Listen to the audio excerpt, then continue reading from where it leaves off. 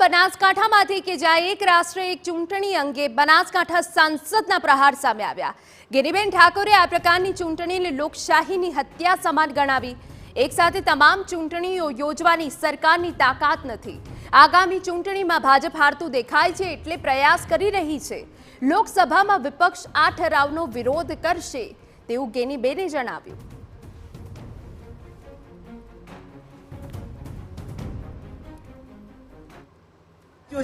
કે ઘણા બધા રાજ્યો એવા છે કે બીજી વખત 2027માં ચૂંટણી આવે તો વર્તમાન જે એમની નારાજગી છે કે એમને જે લોકો માટે કામ નથી કર્યા એટલા માટે વર્તમાન જે તે રાજ્યોની અંદર સરકાર આવવાની નથી।